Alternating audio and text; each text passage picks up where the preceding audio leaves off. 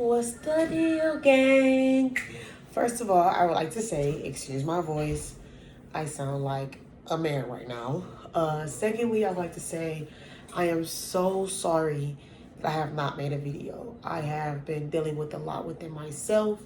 My second video was actually supposed to be a Q&A video. However, with me, once again, dealing with, things within myself, I failed every freaking attempt that I tried to make this video, which is why I'm making this video today about depression.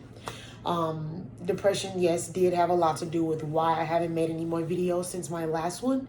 However, I feel like I've reached a breakthrough. I feel like I'm getting somewhere with my depression and how I can cope with it, live with it each day. I'm sorry, brain fart. I even asked some people, what are some triggers to depression for them? Because, depression with everybody is different. For somebody, it can be their hair. For somebody, it can be their face. It could be their body. Or it could just be thoughts that pop up in their mind. For other people, it could be feeling alone in a group full of people, or in a world full of people, I should say. So I did take some notes. I will be referring to them through the video or throughout the video. So excuse me if I'm reading. So yes, I did definitely write down the definition of depression, which is an act of depressing or a state of being depressed, a state of feeling sad. Okay, so like I said, depression is different for everyone.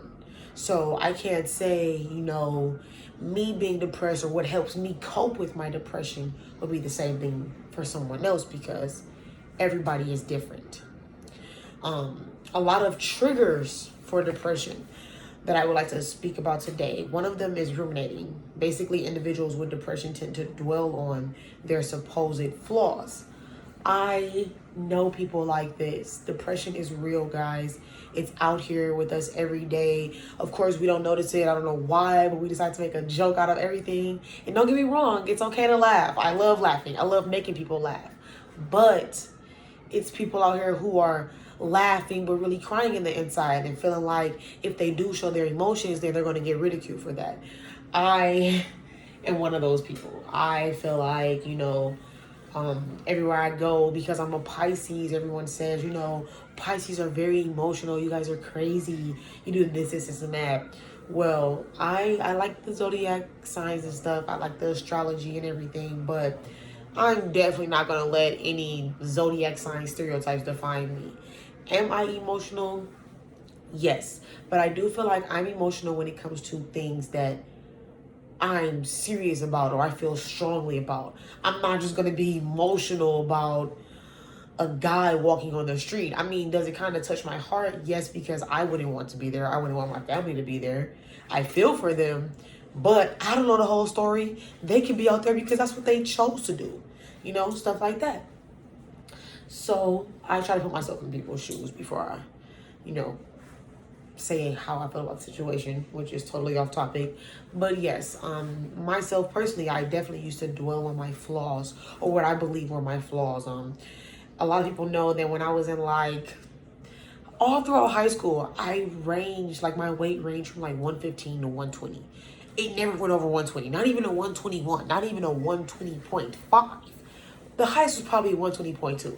But anyway, I feel like I was so little, all the other girls in school were developing boobs and butt, even little pudges. And I'm just over here looking like somebody's teenage brother.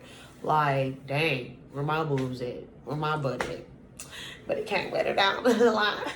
But that was just something that I thought about. I have friends who definitely deal with depression. Like I said, they aren't so open with it as they are with other things or other topics, because usually when depression is talked about, you don't have that much of an audience. But when you're talking about, something going on with somebody in the media, or something about some gang violence or just violence, period, people feed off of that. It's like people like to feed off of negative energy. And if you are that person, this is not the video for you. All positivity over here. Okay? Okay.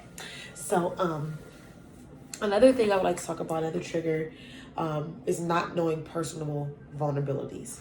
Now, what that means is to identify triggers, learn how to recognize the who, what, whys, and whens of your emotional and physical life.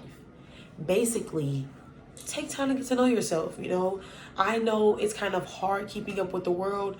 Well, in my opinion, it definitely is, because there's so much going on each and every day. Like, we just lost Kobe a couple of days ago. Rest in peace. Not even just Kobe, Gianna, the other passengers that were on the plane. I do apologize. I do not know their names. But, we just lost a lot of people. On top of that, the stuff that's going on with our country, it's a lot, okay? On top of everyday life, which is very stressful, okay? But like I said, take time to get to know yourself. It's okay to take a break from the world. I actually love social media. I love my Facebook. I love my Snapchat. I love my Instagram. I really miss my Twitter. I need to get back into there. But I love social media. I'm starting to love YouTube. But at the end of the day, I needed to take time for myself before I posted another video, because I'm presenting myself to you all. And I don't feel like depression is a flaw of mine, but what I do feel like is that I sometimes feel like it's defining me, or I'm letting it define me, and that's where I feel like I'm slipping at. And I can't afford to do that. I have places that I need to be, places that I want to go, and I can't let it define me. It is a part of me. I can learn to live with it. I can learn to cope with it. I can learn coping mechanisms, but I can't let it define me. I am me without the depression. With or without the depression, I'm still capital K. This is still K capital, okay? Okay. Another trigger is, or prevention of a trigger, is learning to navigate relapses. Some relapses are not preventable. However, learning to recognize the early signs and taking the necessary precautions can prevent a full episode. Like I said, creating coping mechanisms. I know people who, the rubber bands, I know people who do that.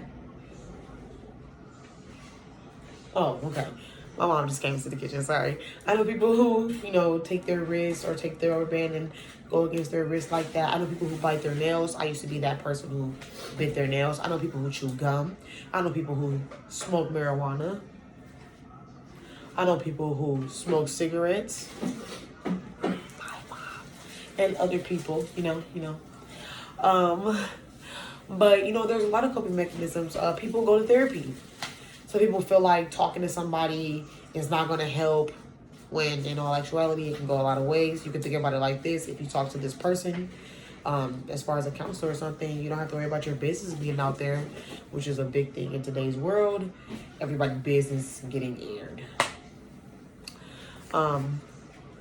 Let's see here. Oh, my favorite one. Not my favorite, but this is my favorite topic to talk about when it comes to depression. Not following treatment. This could range from, missing your medication times, or just not following up with your therapy sessions. Depression, like other chronic illnesses, requires commitment and management. This is so true. Not even just that. There's a lot of other things. Discipline, self-determination, why am I having a brain fart right now? Ambition. It's a lot of things that play into depression, especially keeping yourself up out of that uncomfortable zone. I feel like in depression, you have that comfortable zone. You're getting uneasy. Then you get to the uncomfortable zone. And then after that, everything is really just self-explanatory based on your actions. I definitely feel like if you have been strong enough to actually notice your depression, grasp it by the neck, and decided to take steps to bettering yourself. And, these steps may be going to therapy sessions. Keep going. Do not stop. because at any time, if you don't know your personal vulnerabilities, you can be triggered. And within you being triggered, a whole episode can happen, and now you're back to rock bottom, where it takes you a while to get out of. For my rock bottom recently, it took me about a month to get out of it, and I'm here. I'm here. I feel good. I smell good. I look good. But yeah, definitely go. If you're on medication and you don't like, your side effects or how the medication makes you feel, you can always talk to your doctor. You can always talk to the person who prescribed them to you. Maybe they can find some loopholes, find other medications that are best fit for you. So it's ways around these things. It's not just like, oh, you have depression, go here, you belong in a room all day with no light. No, depressed people live lives every day. So you should not be at home spending your depressed day in the room with the lights off. Go outside, smell the air. Don't get the coronavirus, but smell the air, look at the butterflies, look at the sun. It's more to life. It's more to life that's around you other than social media, the materialistic things, I should say. Okay? Like I said, learn to live with it every day, but don't let it define you. Write that down. Learn to live with it every day, but don't let it define you. Okay? Okay, that's rule number 1.